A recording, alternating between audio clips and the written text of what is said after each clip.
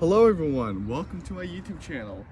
So I decided to have this a little laid back and just have a basic conversation. I'm not very good at editing and I don't have an editing platform right now, so here we are. Expect a lot of bloopers, stuttering, and the sorts. So let's get started.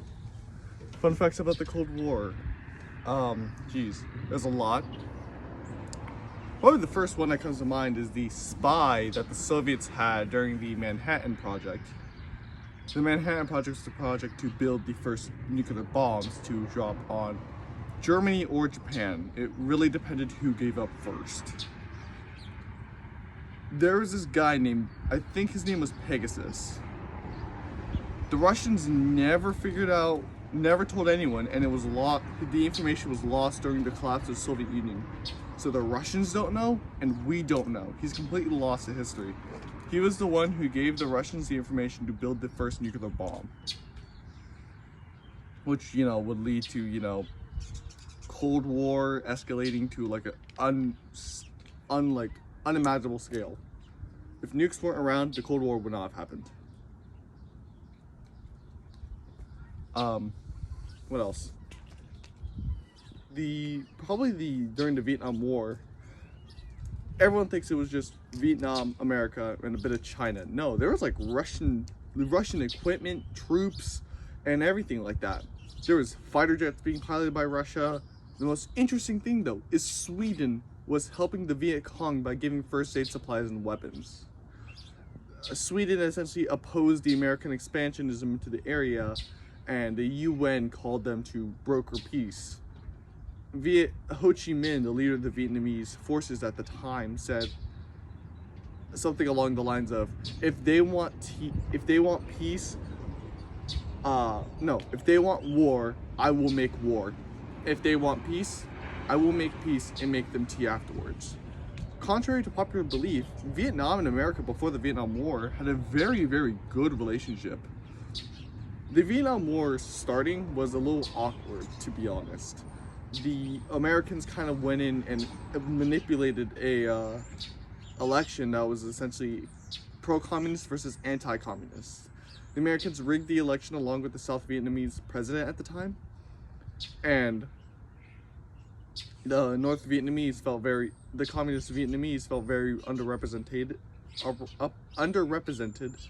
and they decided to declare war. Well, you see, at the time, right before the Vietnam War, we had sent advisors to go help. 12 of these advisors were killed in a tent by Vietnamese snipers, so they decided, hands off, we're going in. It was a very brutal war. Just absolute. If you think World War II was bad, imagine World War II plus World War I kind of booby traps. Pikes and like those, those popular media where it's like around a tree and it has a bunch of spikes and it goes wham?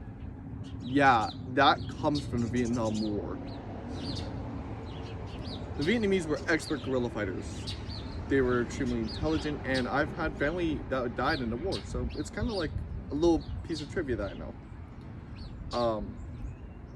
Gosh. There was a nuclear war nearly started by a bear. So, a nuclear facility saw a jet, saw a figure climbing over the fence, and one of the security guards said, "It's a spy," and started shooting his rifle. That set off red alarms across the base. Soldiers scrambled to their nuclear-capable jets. These jets had bombs underneath, ready to go. And they were about to take off. One was already on the tarmac, ready to go. A man ran out on the tarmac, waving lights, saying, "Stop, stop, stop." Turned out it was a bear that got curious and tried to go over the fence. So that's nuclear incident 1. There was another time where it was nearly caused by the moon. What's his name? Alexander something. He was a Russian nuclear weapon specialist. The only reason he was there was because the man before him had gotten sick. He wasn't supposed to be on shift, but he decided to volunteer his shift and go help his friend. So he goes in and he's sitting there. It's a one-man station, and he sees one missile going off, then two, and it goes up to 5.